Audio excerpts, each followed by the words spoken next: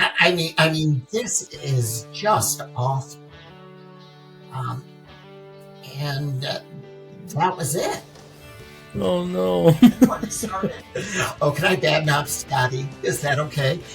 Tell me about like the most interesting or inspiring or surprising experience that you've had with a fan.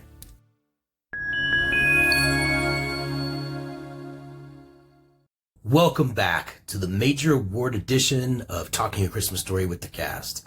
I'm your host, Yano Anaya, and today we're peeling back the festive wrapping to reveal the heart and hilarity behind one of the film's most colorful characters. We're joined by none other than Drew Hocevar, who brought the mischievous male elf to life, delivering laughs and managing the line for Santa with unforgettable flair. Sit back as we dive into this unique perspective on the film that has become a holiday tradition for millions. In the whirlwind of Christmas hustle, amidst the eager children and the towering presence of Santa, one elf stood out, Drew Hocevar. In his elfish garb, orchestrated the chaos with a twinkle in his eye, becoming an integral part of a scene that has delighted audiences for decades. Today, Drew joins us to revisit those magical days on set, sharing the behind-the-scenes antics that made A Christmas Story a perennial favorite. His journey from set to screen encapsulates the spirit of the film, a blend of spontaneity, humor, and a dash of holiday magic. Ladies and gentlemen, pull up a comfortable chair and a little snuggie and lend your ears to Drew Hocevar, the man who donned the elf costume and became a beacon of joy and jest in A Christmas Story. His portrayal of the male elf is not just a performance, but a pivotal piece of the film's enduring charm. Today, he's here to share that spark with us. With no further ado, Drew Hocevar. Drew Hocevar, welcome to Talking a Christmas Story with the Cast. We have known each other for many years and share a simple thread of being involved with this movie. So thank you for joining the family, joining the podcast. This is a pleasure to have you. More than willing to do it for the fans. Yeah, it's awesome. This is an honor. And the fans are going to love this because they obviously love you. They love all of us. So this is going to be really special for them.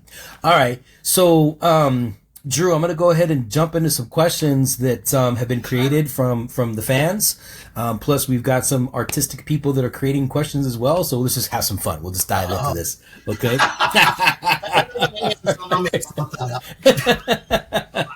All right. Nobody's going to know. Okay. So, Drew, how did you find yourself in the elf suits? And what was your first impression of the role? Well, I worked for Hobbies, and I ran Santaland, which was up on the 10th floor of the store. And, you know, they had a call out for extras, so I tried to get in it and didn't get anything because they wanted people with kids. So I didn't get in it, and that was fine. Well, turns out one day they walked into the special events office and they said, "Hey, we need a male elf. Do you know anybody?" And we had just finished the Christmas season. I ran Santaland. Actually, that Christmas, my father died before the filming. And so I was on their mind. They said, "Call Drew." And that was it. I knew somebody and they thought about me. But the ironic thing was, all the years I was at Higbee's, and I played Santa Claus, I played Babar the Elephant, I was Mickey Mouse, I was Smokey the Bear, all these characters. Never once was I an elf. So it was just being in the right place at the, with the right people, and they knew me. A couple other people from the special events office were in as extras, but they never got any screen time. So, well, and then what did I think my first day? I walked down. It was filmed on the main floor of Higbee's, actually in the perfume department.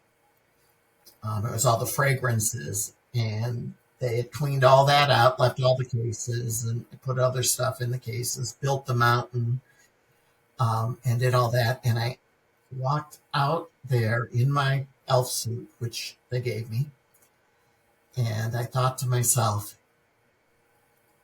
what did I get myself involved with? It wasn't the most professional setup group. And plus, they were all walking around wearing jackets from the last movie they did. And when I saw that, it was like, oh my. And what jacket were they all wearing? Porky's 2. Because that was the last movie they did. And, as I found out later, when they wanted Bob to direct Porky's 2, he said, I'll only do it if you let me direct A Christmas Story, because this was a project of his that he wanted to do for so long. There's this story, he was on a date. He was going to pick up his date, and he was listening to the story on a radio play, and he was 15 minutes late picking up his date because he wanted to hear the end of the story. So it had been a project that he wanted to do for quite a long time. Right on. Right on. That's amazing. All right. Can you share a particular memorable moment from filming those iconic scenes with Santa? No, it was 6 days of 12-hour days for that. I mean, it was like, oh my God, it was grueling. And it was hurry up and wait. 6 days we were there filming that scene. Yeah. And then the one night we did the parade outside, and I was in the Mickey Mouse suit because they would not let the Mickey Mouse suit out of their hands or that head. So, yeah, they got me with the head. That's funny. All right. Did you ever? It was just hurry up and wait. Because they take part of the mountain apart, put the camera on. So is there anything memorable? I guess it would have had to been the 30 or so times Patty and I had to spin Ian around and pick him up and put him on Santa's lap, and he cried. We were so exhausted by the end of that. And it was fun because when we were finished shooting, we went down the slide. Everybody went down the slide. Don't remember if Santa did, but Bob did. The cameraman went down, and they were large men. And when they went down that slide, that whole mountain shifted. Oh, I can imagine. Oh my God. Back and forth. It was like, watch out. it wasn't, when you walked up and a normal person went down the slide, it was fine, but you got a larger person there, and they hit that curve in the slide, and they just pulled the whole mountain straight away. Boy. Oh, boy.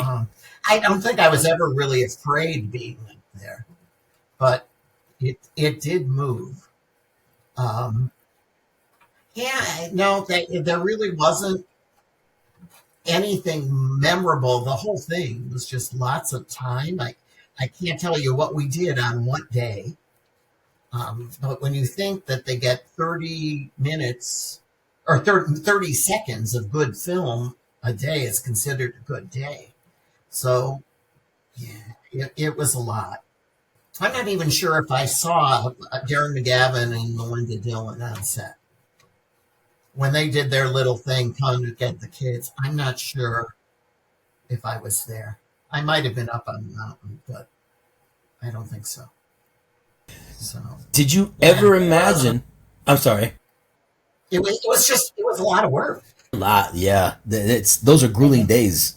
Specifically, it's repetitive and repetitive and repetitive and repetitive. Well, and they spend 2 or 3 hours setting up the camera and the lights, and then you practice the shot once or twice, and then you shoot it once or twice, and that's it.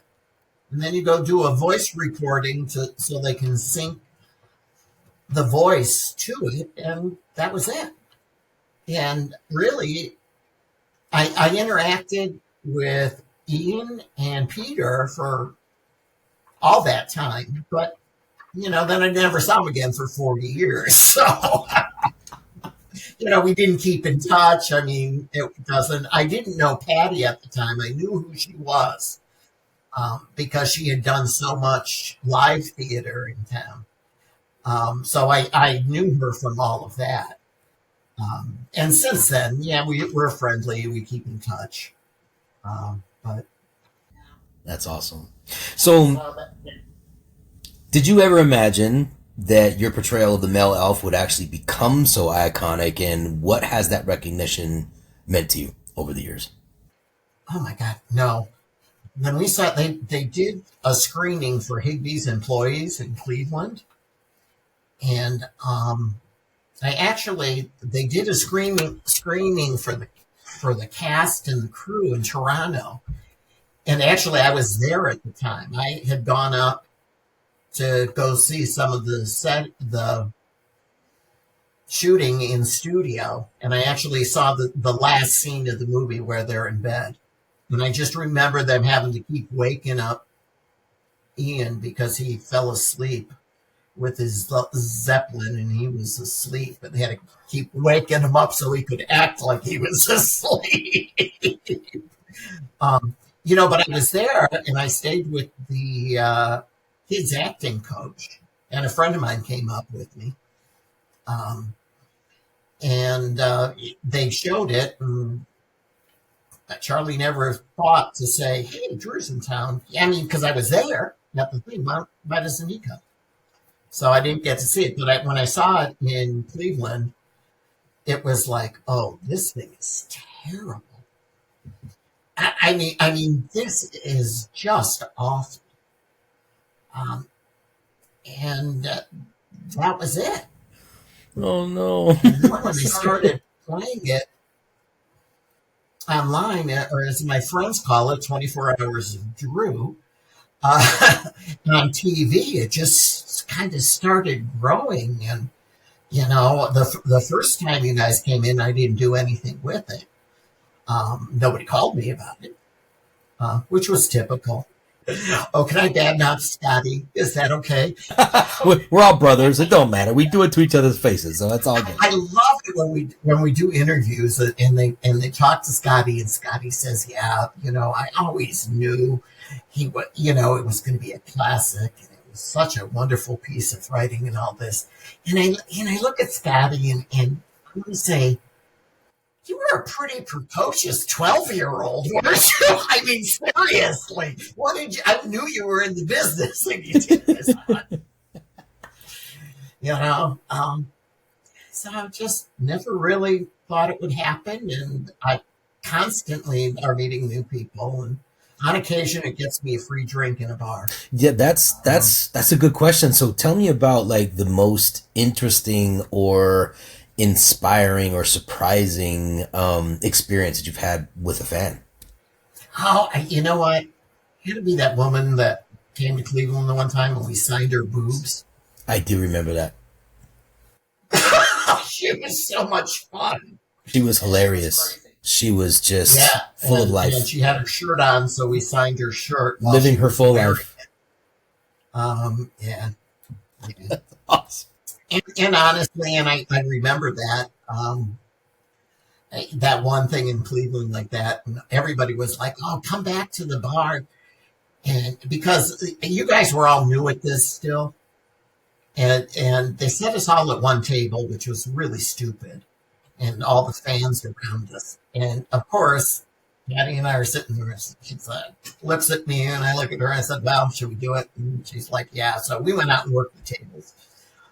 And we talked to everybody and interacted with everybody because that was our background with doing some live theater. I did some, she did a lot, working in public relations for Higbee's, really, and doing Santa Land and special events. It was, and that's what we did. And we talked to everybody, and everybody was like, "Oh, come back to the hotel. We'll buy you a drink." And I'm like, "Yeah, no." I said, "I have to be here at 8 o'clock tomorrow morning. I'm not staying at the hotel. I'm staying at home. And if I go back and have a few drinks, I am not going to make my 8 o'clock call." And unfortunately, some other cast members did have a few drinks and did not make their 8 o'clock time Oh, slot. right on. So now, Drew, you are a legacy holder as the male elf of A Christmas Story. And so God, I know, heavy it's responsibility we bear. and so that, how has that knowledge influenced your life or career since the movie's release? Yeah, I don't think the movie really ever did anything for my career, though. You get fifth graders and they're impressed that you were in a movie. It wasn't anything, but, I look at this as a responsibility. I mean, this movie has become such a, I don't know, do we dare say, mm, I don't want to come across being too thinking too much of myself. But you know what? Come on. The Library of Congress put it in their most important movies that they preserve every year. Originally, I thought it was the Smithsonian, but it wasn't. It is actually the Library of Congress that preserves movies that are culturally significant. So to think that I'm culturally significant, and all of us are, so I look at myself as a national treasure. And when I go down to Castle Noel, they know to refer to me as Mr. National Treasure Sir. That's how they read me. That's amazing. It's all in good fun, and they know me so well. Oh, Uh, that's awesome. so, You know, but I look at it as more responsibility because when these things happen in these events, and a lot of times they're not real fun for us; they're work, and that's what I look at when I go. I'm working. They are looking to see the male elf, and that's what I'm going to be. And hence, I tend to be really loud and make lots of rude comments within character, because the looks on like Scotty's face, I would have loved to have seen Peter's face the first time when we were in Cleveland and I just screamed out loud something. I would have loved, and that place echoed. It was great. I would you know, have loved I, to see I got to tell you, Peter's face. I was standing next to Pete when you had there was, I guess, there's certain situations where you just bust out, and I was standing next to Peter, and Peter stopped like in his tracks, and he kind of lifted his head and was like, his voice really carries. There's a teacher. Well, of My course, teacher voice. for him, it's like, he's always on the lookout for because he's so in the mode of production and screenwriting and writing, and he's always in the mood of like, how can that fit? Like, can that work? Or what ideas? Or you know what I mean? It's like I saw his wheels turning. It was like, oh my god, his voice really carries. And it was literally like you were sitting right next to us having a conversation and you were on the other side of the room. So it was awesome. All right. So outside of, It's hard because really, I didn't really know anybody, but I've gotten to know you and the rest of the cast members over that time. And seeing Peter again, I mean, it's been 40 years, and it's like, you talk a little bit, you try and be friendly, joke around. Yes. so outside of the movie, do you personally still have any holiday traditions or Christmas traditions that you do? I'm going to sound so terrible, but no, not anymore. I mean, as I've gotten older, and my parents are gone, and I was the youngest child of the two youngest children. My mother and my father were both the youngest. I have one sister; she's in South Carolina, and two nieces, and with her, and then one nieces actually, a great great niece and nephew from one of my partners. Um, and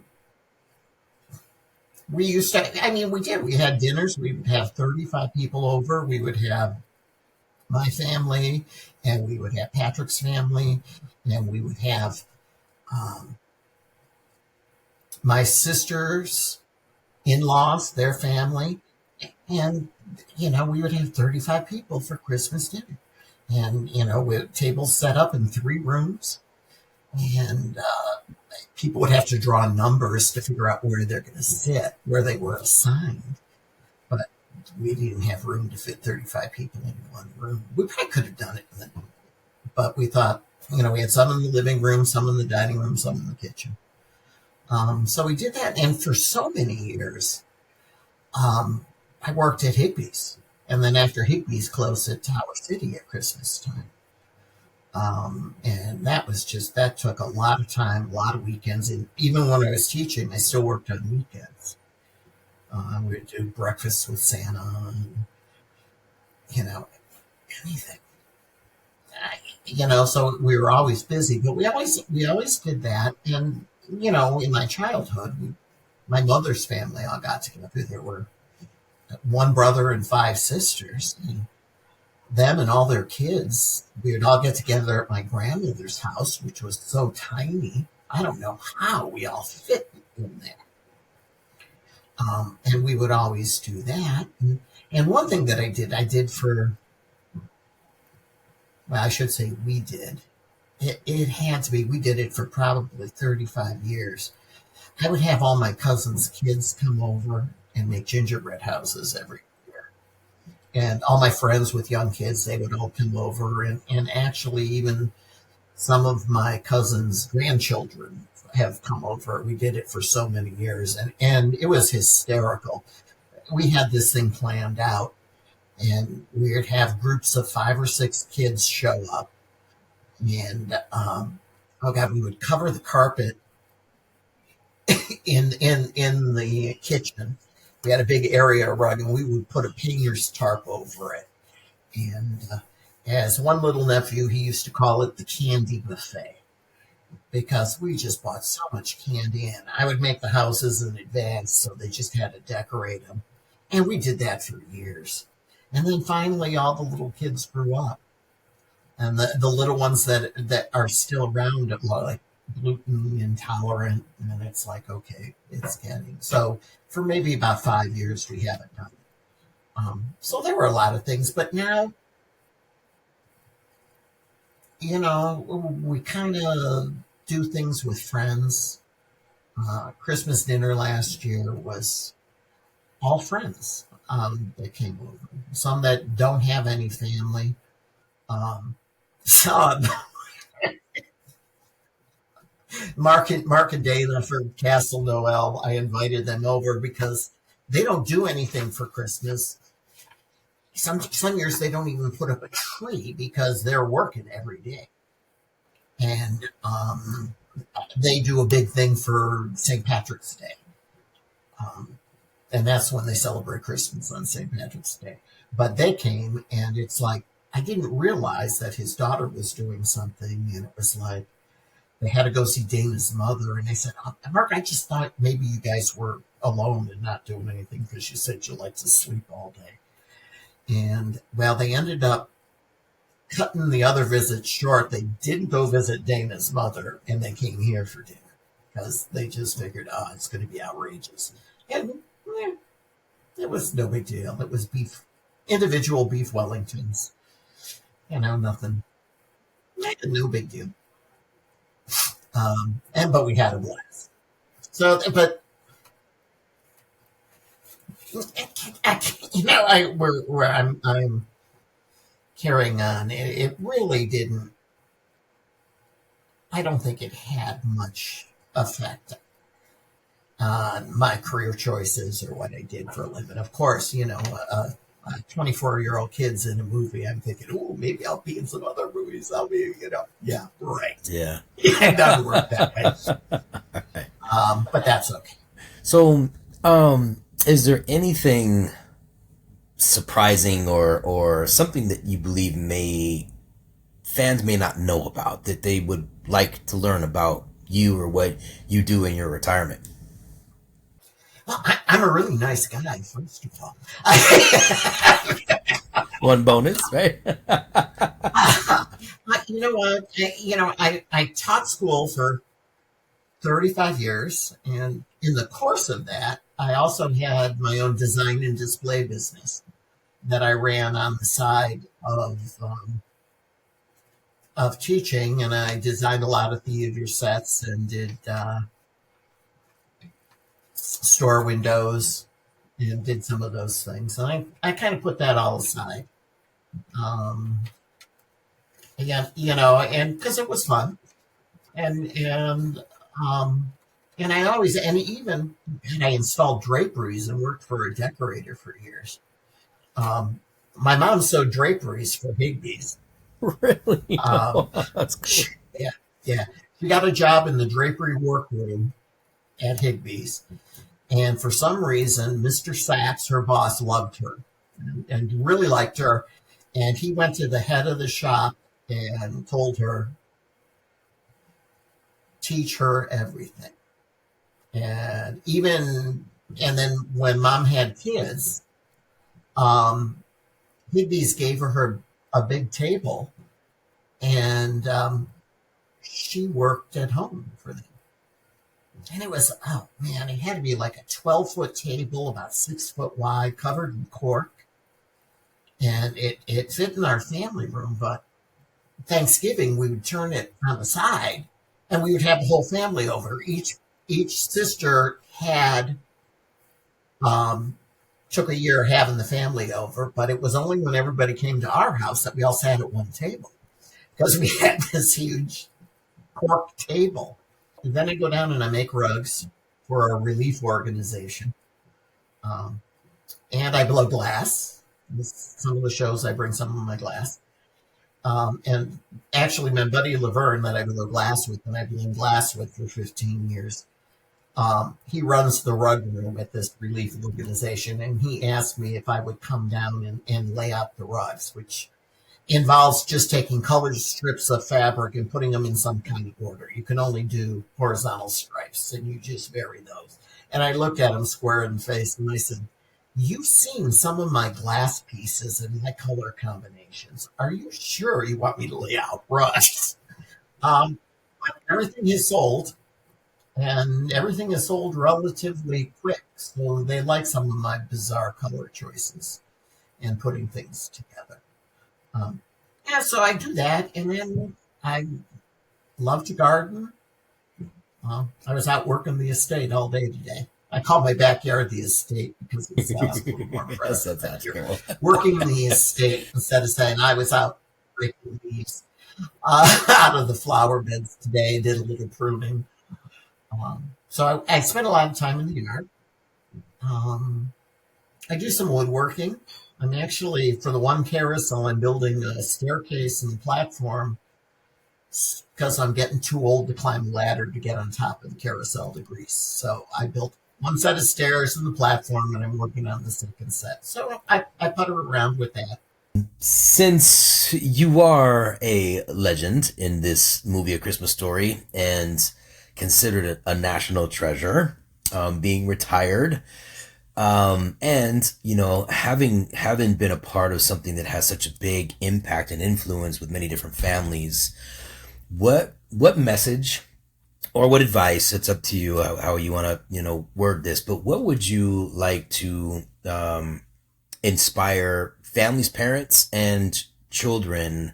What kind of message or advice would you like to give to them around this movie, or any kind of advice or message for individuals when it comes to being a parent or a I guess child? the big thing is to say is to be thankful and say thank you. I am so grateful to all the fans who, who love this movie so much and have turned all of this into what it is. And, and it's fun to think that, wow, I'm part of so many people's Christmas tradition. So, and, you know, be kind to each other, be good. And parents, don't force your kids into watching the movie if they don't like it. Because if we want to keep this thing going, and if you really want your kids to enjoy it, well, let them come to that on their own. And yeah, show it once a year, watch it as a family and laugh and have fun. But don't force all the craziness on top of them if they're really not interested. Because I've seen a lot of younger kids that are just totally not amused.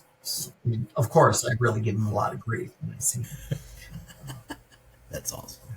Well, thank you, Drew. Appreciate that. And this is amazing conversation for fans to tune into. We greatly appreciate everything that we do share, because you did mention something earlier that does ring true as to this legacy that we have a part of, because we're not the only ones, right? There's a lot of the people behind the scenes, the producers, the writers, the directors, like everybody has families and children, and it goes so far and wide.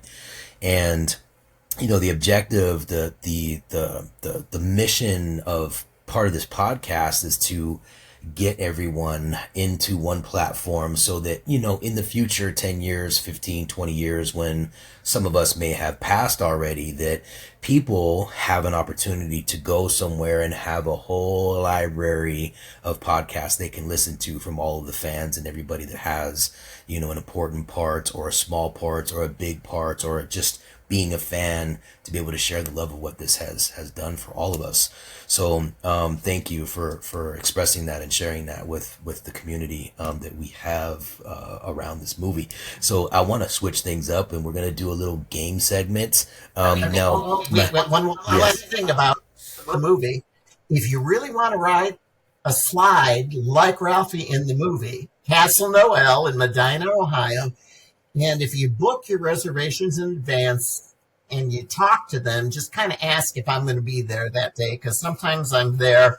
And sometimes if a group of people are coming and I'm not doing anything, I'll just hightail it down there so I can push you down the slide just to have the experience. I did that the day after the eclipse for somebody who was driving downtown the castle to go in and push them down the side, but I could not get the camera to work. That's because awesome. We have a camera that takes your pictures. So pushing on the side, but I couldn't get it to work.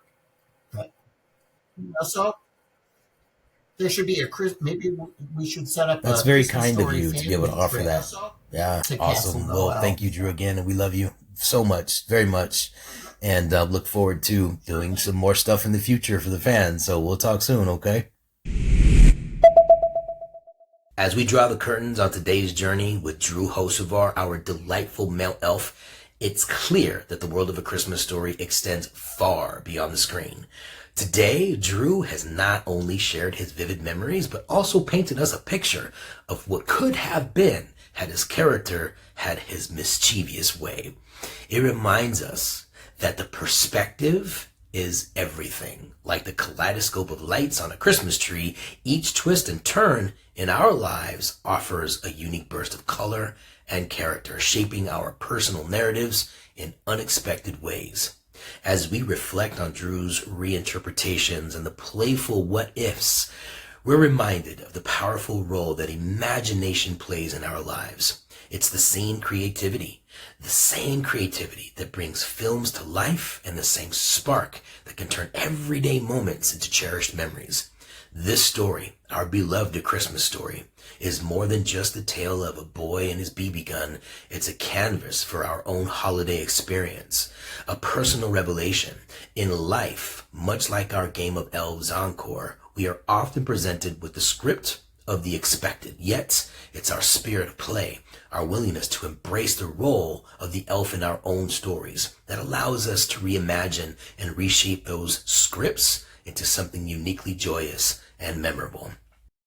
Let the episode be a reminder to sprinkle a bit of elfish mischief and laughter into your daily lives, transforming the mundane into magical and always keeping the heart of a child alive, even as the years pass. And so, as you continue to navigate the hustle and bustle of your daily routines, take a moment to cherish the laughter, the family, and the unexpected joys that life throws your way.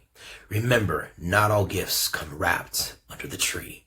Some come woven into the stories we share and the memories that we make. Thank you for joining us for another episode of Talking a Christmas Story with the Cast. And don't forget to subscribe and hit that bell notification, ensuring that you never miss out on our future adventures into the heart and history of this timeless classic. Your engagement fuels our journey together, celebrating the film that has warmed our hearts for over 4 decades. Good night, everyone, and may your days be merry and your evenings be filled with the warmth of holiday cheer and the light of cherished tales. Until next time, keep the spirit of A Christmas Story alive in your hearts and in your homes. And remember, every day can hold a little holiday magic if we dare to see it.